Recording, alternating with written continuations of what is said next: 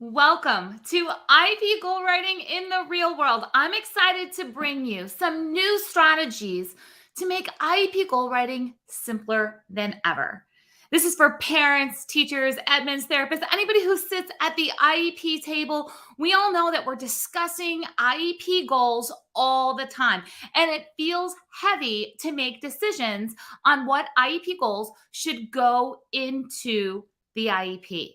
If you're watching live, I would love for you to go ahead and put in the comments and let me know what is your current role at the IEP table. If you're watching the replay, go ahead and join in on that too.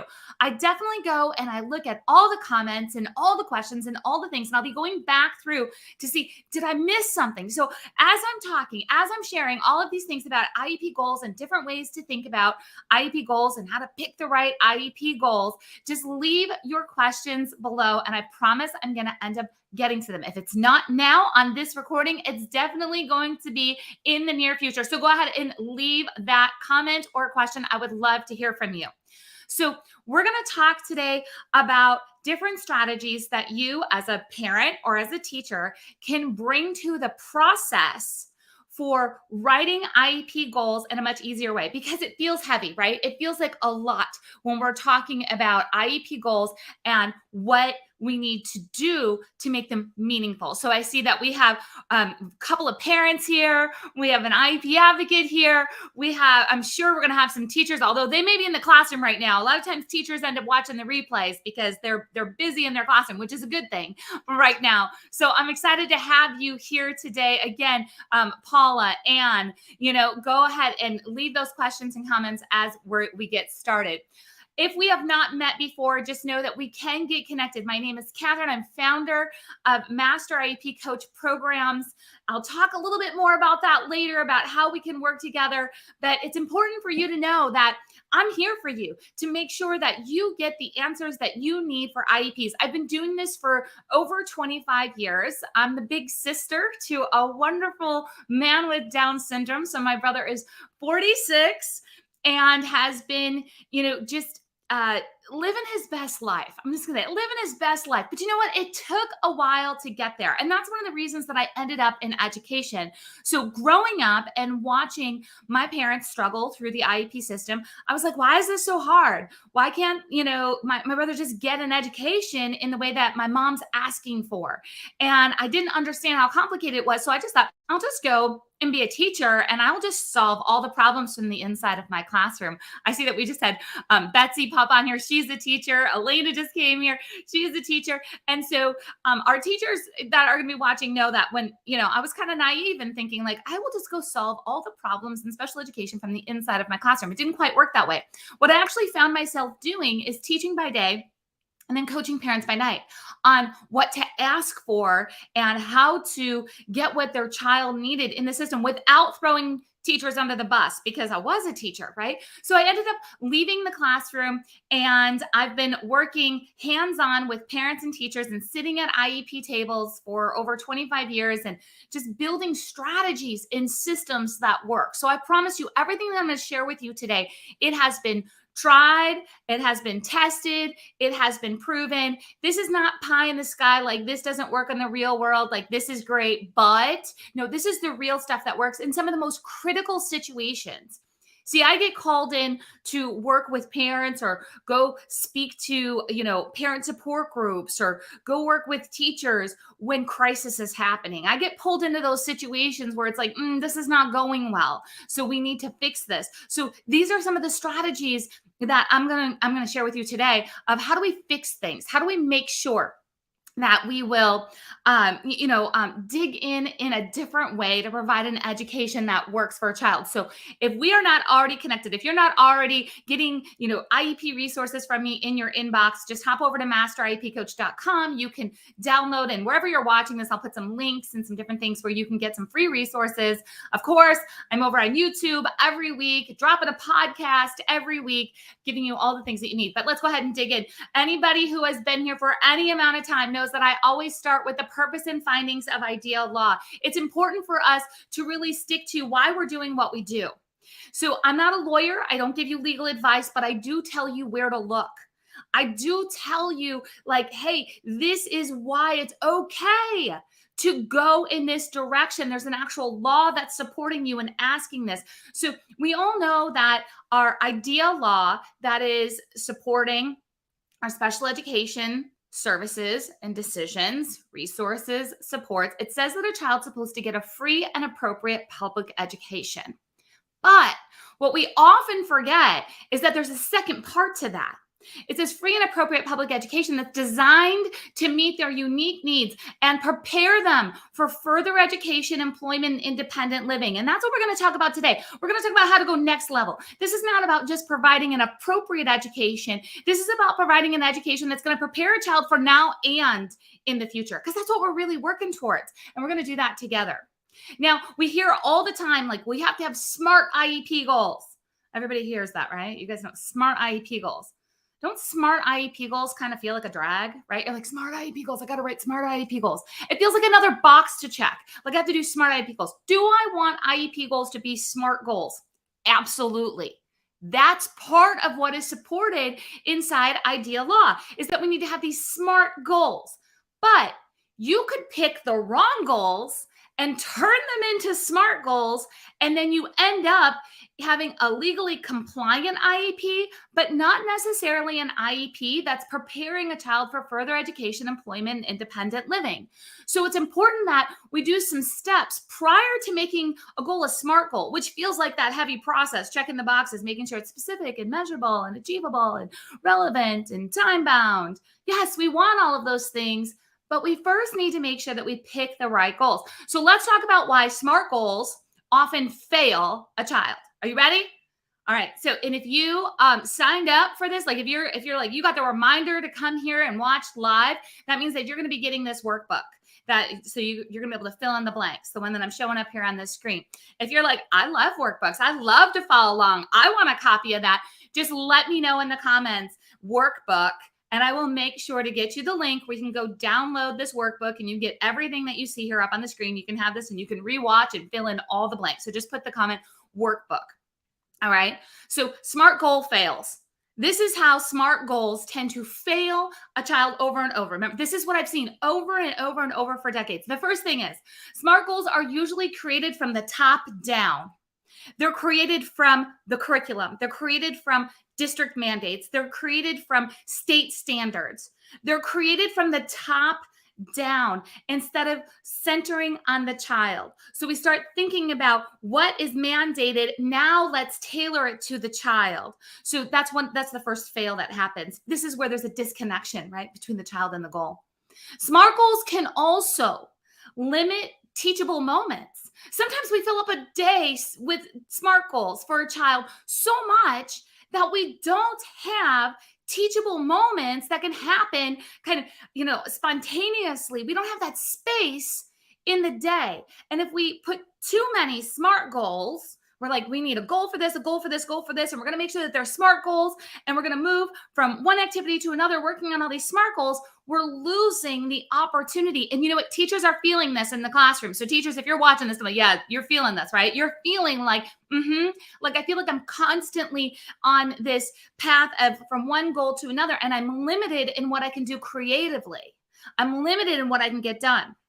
The other thing that SMART goals, this is number 3, ready? So number 3 is SMART goals tend to be based on rigid benchmarks.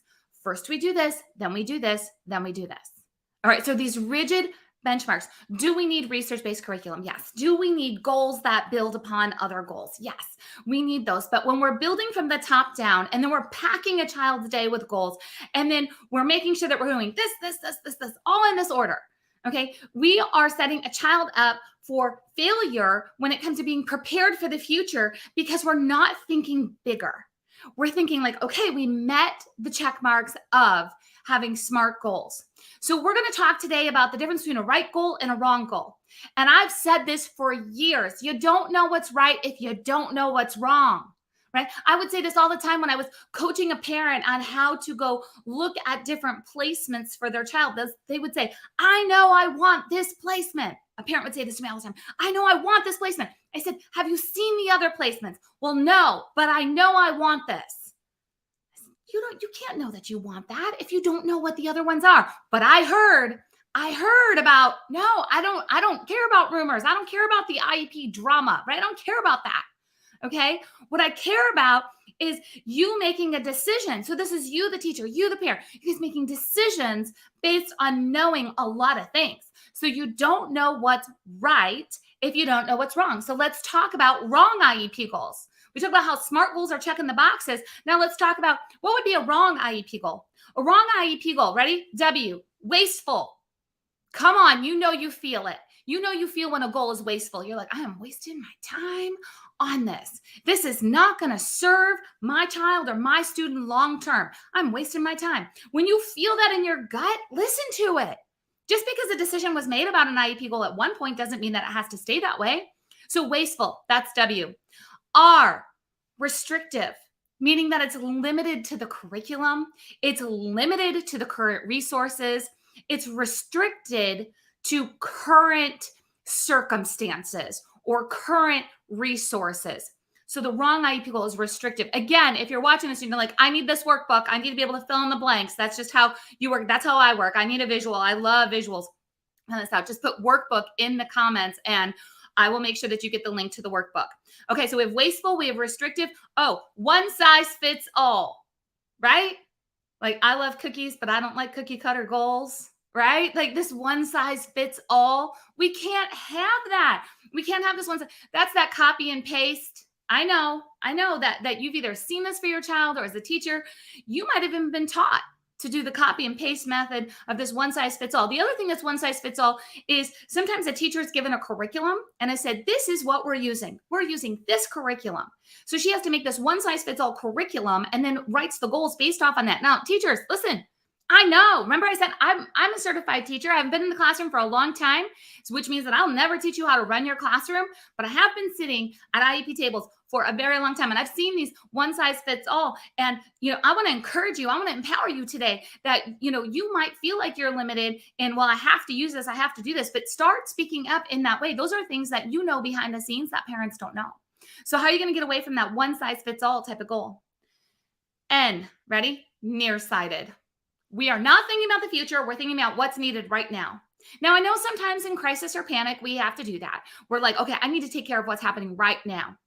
But nearsighted IEP goals will set us up for long-term failure. We have to always check our goals and make sure that they are not nearsighted goals. And we'll talk about that when we talk about how to pick the right goals.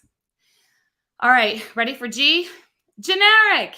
They're generic, meaning maybe we've even, worked to individualize something a little bit, but overall, it's a generic goal. And this generic goal of like, well, all kids need this may not be true for this individual. We have a generic set of goals that tend to be the go-to. So here's the thing. There's an ocean full of goals, right? Like it's just like this big ocean of goals, all these possibilities, all these things. And we have to narrow it down to a bucket of water. No more oceans of goals. We're like, okay, what do we need to do? We need to get this bucket. Like, I just need a bucket of IEP goals to choose from. The problem is the bucket tends to look the same for each child, especially when we're talking about like a special education program. Okay, so maybe it's like, oh, well, this is kind of the resources we have for this program, and the child's going to receive their services inside of this program. And so all the buckets kind of look the same inside of this program. And that's not how it's supposed to be. We're supposed to have this ocean of IEP goals, and then every child gets their own bucket. And we kind of scoop out, like, this is what we need now. This is the bucket that we're working from in here. So those are the wrong IEP goals. Are you ready to start talking about what's the right goals? Let's talk about what's the right goals. Let's talk about some great things that you can consider as you get ready to make some IEP decisions, as you're thinking about what's working and what's not working this school year. Okay, so when we talk about the right goals, R is for real. Like, we need to get real. We need to talk about the real world. We need to talk about what's happening today and what's happening tomorrow. We need to stop writing IEP goals for yesterday. We need to stop writing money management goals for how money used to be used even 5 years ago. Money is different now. Money is not counting coins. Now, counting coins, okay, can be important, but does it need to be an IEP goal as a foundational skill for financial literacy? No, it actually doesn't. So this, real world type of goal, and I'm going to give you some strategies right after this, right after we get through what the right goals are. I'm going to give you 2 questions to ask yourself about, is this goal a real world goal? Okay, so we got to get real. All right, intrinsic. Let that sit for a minute, okay? Intrinsic. So I just said, well, we need real goals. We need to make sure that it's for the world today and the world tomorrow. We also need to make sure that IEP goals have some intrinsic value. Now, they won't always start out having intrinsic value. We have all learned things in school where, like, I don't see how this applies to me. Like, I have no motivation for this whatsoever because I just don't know how this applies to me. Yes, some goals start out there, but we want to do our best when we are writing an IEP goal or picking an IEP goal, that there's going to be some type of intrinsic connection that, we a lot of times we use this individualized, right? Individualized IEP goals, or we want to make sure we're taking care of the whole child, and we're using these other words. And I think of this as intrinsic. Like, how are we going to connect this so there's a reward inside of this goal that makes sense for this child, that we're not always depending on our outside motivators. Sometimes we have to, outside things can be really motivating, but I'm looking at inside. How are we going to connect this goal to a child, to what is important to them? Because what's important to them may not be the same thing that's important to you. So how are we going to make this goal intrinsic? When we look at G, are you ready for G? Now, again, if you guys are watching and you're like, I need the workbook, put the word workbook below and I'll make sure to get you the link for the workbook so you can download this, okay? So G is for growth orientated. It is not about the right now. Remember we said nearsighted was wrong, growth orientated. Now, here's what growth orientated can mean. It means that we're not just filling a gap and working on a child's deficits. This is a lot of times where we talk about strength-based IEPs, and a lot of times that feels foreign. It feels like a concept like, well, what do you like strength-based? Like, okay, well, they're really good at, reading. So we're going to just, level up their reading. And it's just kind of like, this is what they're good. And then let's just hope to make them a bit better. Let's just work on this strength a little bit. That's kind of if you're lucky. Majority of the time, we're looking at all of the deficits and all of the things that a child's struggling with. So I want to change that conversation and say, how are we going to help this child grow? Because we grow up, right? We grow up. I grew up. You grew up. Maybe you feel like you still want to be something else when you grow up, right? We have people say all the time, like when I really grow up, doesn't matter. We're 30s, 40s, 50s. Like, sometimes we don't feel like grown ups, right? But we all grew up. And I grew up to go do one thing and you grew up to go do another thing. And we all grow up with different interests and different skills and different strengths. How are we going to use IEP goals to help a child grow up into the person that they are, not looking to change them in a way that takes away from who they are and who they're meant to be? But this growth oriented goal. So when we say, the child has a really great strength in reading and they have an interest in science, how are we going to put goals together to help them grow? So they can have this intrinsic motivator because we've got science involved inside of this reading goal that is a strength of theirs, and we're going to help grow their strengths for a long-term impact. H, high expectations. We got to have high expectations, right?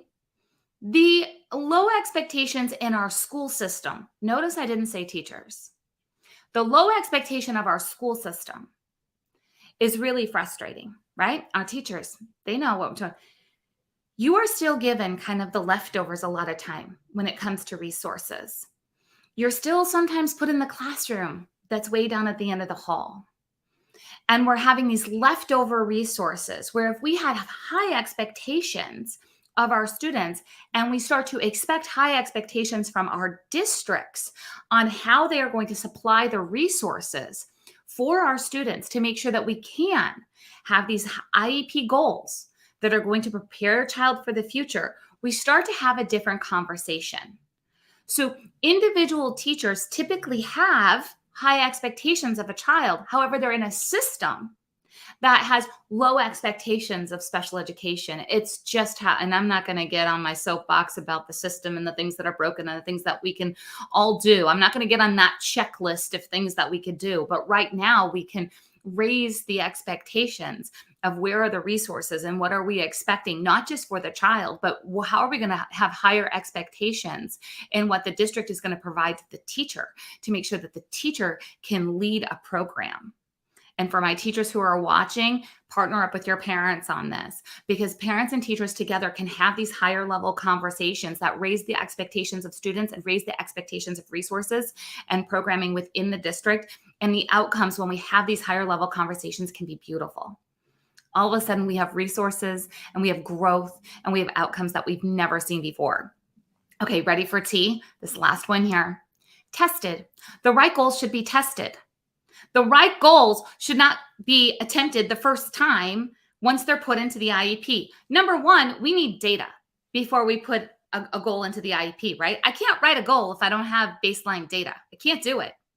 So anytime you've sat at an IEP table and somebody said, oh, let's do a goal about this. Let's just go, okay, Miss Smith, write that goal. And everybody just kind of sits there while Miss Smith tries to figure out how to write the goal. No, put a stop to that. We need some data. So unless Ms. Smith has the data, she can't write that goal. So we need to make sure that this is tested. I think about it like this. Okay. Maybe you're married, but think back to when you were dating. And if you're dating, you're going to know exactly what I'm talking about. Okay. Sometimes you make a commitment in a relationship and put your full focus on somebody before you know all the information. Right? And you're like, that's it. I'm in a relationship with this person. That's what putting a goal is in an IEP. You're committing to that goal. And if you want to change that goal, you have to have this meeting, just like you would need to have a big discussion with another person, right? If you said, I'm making commitment to you, and then you say, I don't want this commitment anymore. That's an uncomfortable conversation. I don't want you to have that feeling with IEP goals. I don't want you to make a commitment before you're ready. I want you to think about this. You can try out different IEP goals. It's like dating the IEP goals, okay? We're going to date some IEP goals. We're going to say, we're going to try some of this. We're going to try some of this. We're going to weigh the pros and cons. We're going to see what's going on. We're going to see where we're going to be able to connect, get some intrinsic value, okay? Make sure that it's connected to the real world, that it's growth orientated, that it's bringing us in the direction we want to go. And then we're going to put it into the IEP. See, the IEP is the minimum that we need it to do, right? Which means that you can try other things. Now, if you jam pack a day with too many IEP goals, you have no room to try some other things. So you have to leave room in the day to try other things. This is where you get a chance then to try out some of the right IEP goals, or what might be the right IEP goals, where you have time to try it out. Parents, I want you to encourage your child's teacher to try new things. I want you to say that to them, because a lot of teachers feel so tied down by the current IEP that they have no flexibility or, opportunity to use their creativity to try to put some new things in, because they're too busy doing all the current things. They don't have time to test it out. So there's this commitment that's been made to the goals that are in the IEP, and there's just no wiggle room in trying to figure out some other things. So the right IEP goals have been tested. I don't want to see IEP goals. This happens all that are put into the IEP before they're ready. Meaning that I've shown up to so many IEP meetings where in crisis, everybody's like, well, let's write this goal. Let's write this goal, because we're trying to fix things. So we fix it by putting in a new goal, putting in a new goal, putting in a new goal. I say, have we tried it yet? How about we get a plan? How about we get out of crisis mode and we start getting a plan of what are the things that we could try before we make this commitment? All right, so let's talk about, we have our wrong goals. We have our right goals. We talked about 3 fails that happen when we're just focused on SMART goals. But what can you do next? Where are you at right now in your IEP thought process where you're like, oh my gosh, am I going to have to call a meeting? I think all these goals are wrong. What do I have to rewrite? Oh my goodness. Okay. No, I do not want you to start from scratch. I never ask you to do that, no matter what I'm teaching, whether I'm inside the Master IEP Coach programs, and we have so many frameworks and systems and in different kind of worksheets like this where you can work through a thought process and start thinking differently about IEPs. That does not mean that we go to the IEP table and say, let's start from scratch. No, that just causes typically a delay and conflict. So where do you start right now? Let me give you a starting point that will lead you towards this thought process. So as you go into your next set of IEP goal writing, again, whether you're a parent or teacher, as you go into this next set, the next time that you're like, okay, let's do a big review here. Let's see what's going on. And you're like, okay, I want to make sure that these are not just SMART goals. I want to make sure that we're not picking the wrong goals. And I want to make sure that we have these right goals where they're, attached to the real world, and they have intrinsic value, and they're growth oriented. We have high expectations, and they've been tested. Okay. I want to move towards that, but where do I start? That's where we start with 2 questions. It's how do we turn a SMART goal into a right goal? Now, get ready. Here's your 2 questions. They're super simple and they're really impactful. All right. If you pull out an IEP, so teachers, pick an IEP. Parents, get your child's IEP. If you look at it and just pick an IEP goal, if you look at that IEP goal, ask yourself, do I personally use this skill in the real world in at least 2 different situations on a regular basis? Do I personally? Because here's the thing. I don't know where this child's going. I have high expectations for the child. I want to make sure they're growing up in the direction that they're meant to go. And I have no idea what that means, right? Children surprise us all the time. I don't have a crystal ball. I just don't know. But I know what skills I use in today's world. So I know that I don't count pennies at the grocery store. Not going to happen. I know that I could get through my day without reading an analog clock pretty much ever again, right? And I say that as I have an analog clock watch on because it looks cute. Okay, not because I need it. I'm probably going to check my phone more than I'm going to check my watch today. Okay, so in the real world, if I look through these IEP goals and I say, do I use this skill? Because an IEP, again, is the minimum that we need to be teaching, the minimum that we need to be working on. All the skills that a child needs can't fit into an IEP. It doesn't work that way. All right. You have to pick the highest priority, and the highest priority skills are the ones that get used often. So if you look at this and you're like, I don't really use this. Oh, I'm not sure if it should be in here. Okay. So that might be a question. That's a conversation that you might need to start having about that specific IEP goal. Remember, you don't have to change the whole document right away. That specific IEP goal. The second question that you need to ask is, has the child been failing at this goal for 2 years? My goodness, if I had to show up to work every day and I failed at the same project for 2 years, I don't want to show up to work. I want a new job, right? That's what school feels like when a child's showing up to fail day after day after day on the same goal over and over and over. And here's why I say 2 years. Yes, we have annual IEP meetings, but here's the thing. The reality is we have a lot of things that switch up in special education, right? So we have teachers that are changing. We have, the way that services are delivered is changing. Children are changing. Sometimes a child gets sick and they're, they missed a lot of school that year. So saying like, okay, after 1 year, if they failed, we definitely have to 100% change this goal. This goal should come out of the IEP. Not necessarily. Okay, there could be some other circumstances. Do we need to possibly change the IEP goal? Yeah, probably. But it doesn't necessarily need to come out. Now, if we're failed for 2 years and we've done some adjusting, we've tried to figure this out, there's a good chance that there's something that's missing before that IEP goal can be achieved. Like we're just not ready for it yet. So what are we missing? What do we need to think about?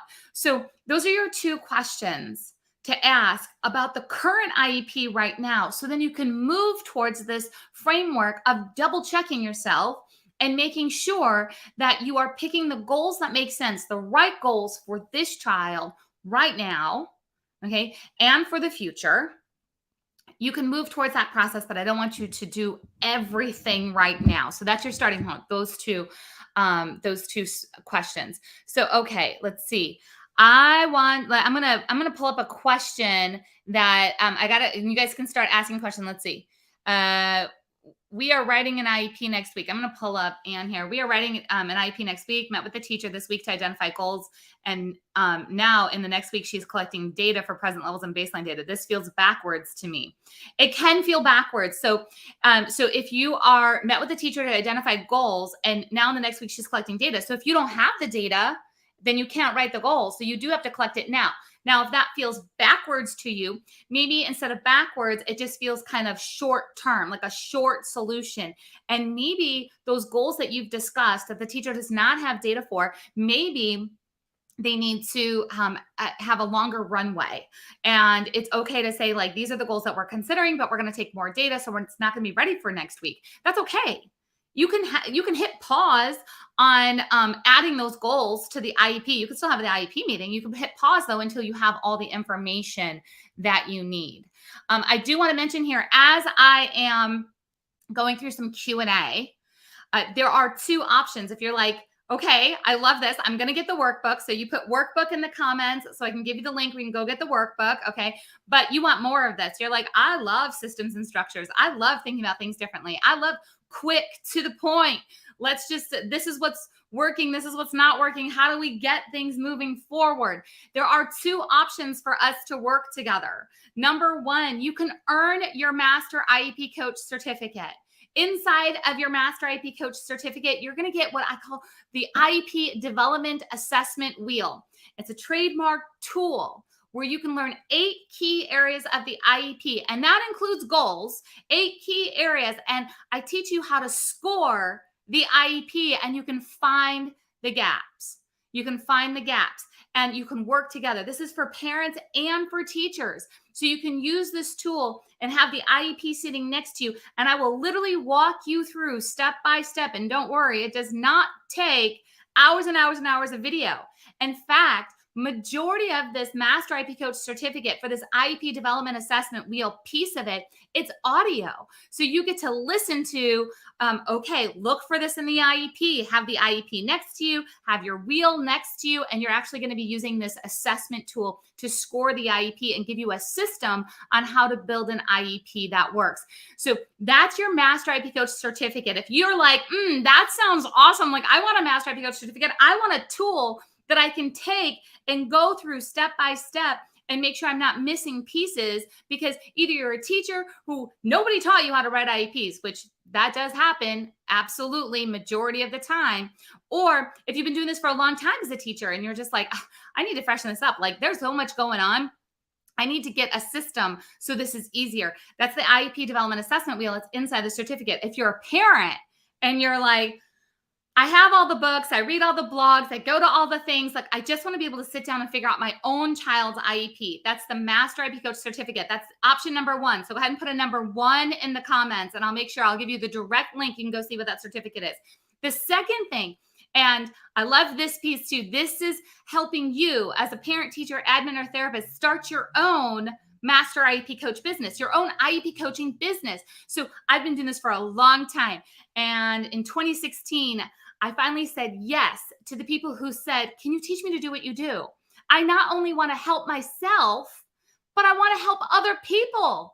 I want to be able to use the IEP Development Assessment Tool to help my own IEP team. And I want to be able to sit with parents and help them go through their IEP and help them know what to ask for and how to ask for it. And I want to do this in a collaborative way. Maybe at some point you Googled like how to become an IEP advocate, but something about that thought of like, I don't want to fight at IEP tables. I just want to help parents through the process. That's what a Master IEP Coach does. That's option number 2. So if you want to know how to start your business, I'll send you the link on how you can get all the information on that. So that's number 2. So if you're interested in number 2, leave number 2 in the comments.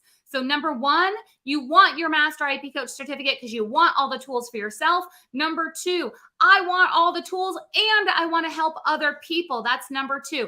So, okay, I'm going to go over to some questions that were submitted prior to this. So I had some people say, I can't make it, but I have a question. Can you help me out? So this is, I can't remember who asked this one, but she says, she's a parent. How do you make sure they're measuring what you intend for them to measure? So we're working on IEP goals, and how do we make sure? That's actually very similar to the other question that was asked. It's what's the correct verbiage to use to request the data that is taken for goals? Requesting the raw data is not giving me the information that I need. And some therapists just want to use therapy logs. Here's the thing. We need to start having some real conversations about data in the way of what works best, because checking a box of like student work portfolio, okay, that might be a way to collect data, and that might be the box that's checked on the IEP. So maybe it's going to be a reading goal, and we're going to collect a portfolio of data on this. But not all of us are going to be on the same page of what should be in that portfolio. So it's like, how do you ask for it? Have real conversations with common words and ask for examples or show examples. So say, listen, this is the curriculum that we're going to be using. This is the standardized data that we're going to get from this curriculum. In addition to this, this is what else the child's going to be working on. So that's from a teacher point of view. Make sure you're communicating what data is going to be collected.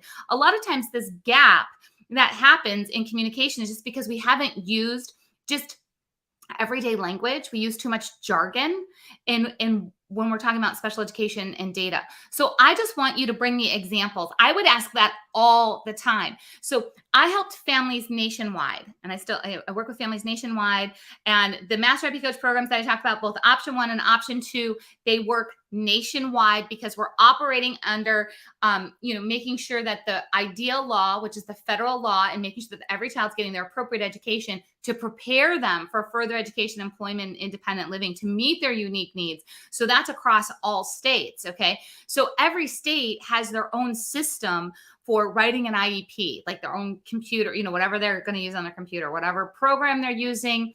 Every school district has their own expectations of what a teacher is going to put together for data. So never make the assumption that, the word data means the same thing anywhere. So I would go to an IEP meeting and I would be like, can you just show me what this actually looks like? And if I still was like, well, I think we need something else. How else could we show reading comprehension? How else could we show this? How else could we? And we brainstorm different ways to collect that information. So it's like, how do you ask for it? Ask for examples, and then ask, how else could we do this? So that's really important. All right. All right. We have 1s and 2s. I see that underneath there. So remember, if you're like, give me my Master IEP Coach certificate, that's number 1. If you really want to start your own business helping others, that's number 2. And for everybody who put workbook underneath there, absolutely, I'm going to make sure that you get a downloadable copy of this workbook. I just want to encourage you also, if you are a podcast listener, or maybe you're going to come see me on YouTube here, you can actually listen to the Special Education Inner Circle podcast anywhere where you listen to podcasts. Just look up the Special Education Inner Circle podcast, and you'll find that I drop episodes every week for that. And you can also go find them on the blog. So if you just go to masteripcoach.com and go click blog, you can, if you're not a podcast listener, you can go read the summary of the blogs if you like to skim those. So I want to just thank you guys for being here today. And don't forget, you are not limited to just having a SMART goal that is written from the top down, where it seems like the school system is dictating what a child's going to learn. You absolutely can use this process to figure out what's a wrong goal, what's a right goal, and then use those 2 questions to open up that conversation about what is possible with the IEP document right now without having to do a full rewrite. Jenna asks, do you provide consulting services? That's a great question. So Jenna, I'm not sure if you are a parent or a teacher. It's you work with youth, high school IEP. So yes, I do consulting, but typically consulting at the school level right now. I do speaking engagements for parent support groups and nonprofit organizations and other organizations out there. So I do speaking and school consulting. When it comes to working with parents one-on-one, I don't work with parents one-on-one right now because remember I told you I have the number 2, start your own business, master IEP coach, like become a master IEP coach and help parents. So I've trained master IEP coaches. Now they're all independent practitioners. When you start your own business, that's yours. I'm helping you do that. So I'm helping you do that, but it is your business. You do things your way. Okay. I'm just going to show you how. And then you can do that. So when parents come to me and say, hey, can you help me with my child's IEP? I actually say, no, I can't, but I have an entire network of master IEP coaches who are independent practitioners who absolutely work with parents. And we have a directory of master IEP coaches. So if you're a parent who wants one-on-one help, you're going to want to go to masteripcoach.com/directory. And you'll be able to go find a master IEP coach to help you one-on-one. If you want to be the master IEP coach, so see, like I'm pushing everybody to the directory right now. All the parents can go get one-on-one help at the directory. If you want to be part of that directory, that's where you say, I want to start my own business. So Jenna, you can follow up with me. Absolutely. You can hop over to masteripcoach.com and you'll see some contact forms and you can reach out and I'm happy to talk more about that. So let's see, I'm a national special education administrator for a company with schools all over the U.S. How would I contact you? I'll just say you can contact me, right? Katherine at masteriepcoach.com. And I'll make sure, Jenna, I can see that you're watching on YouTube. I'm going to make sure to, I'll just give you my email right underneath there too. But I will definitely be in touch with you. So I'm excited to continue that conversation with you. All right, everyone. Remember, it's not just about SMART goals. It's about choosing the right goals for the individual child so we can prepare them for further education, employment, and independent living. I can't wait to see you guys next week.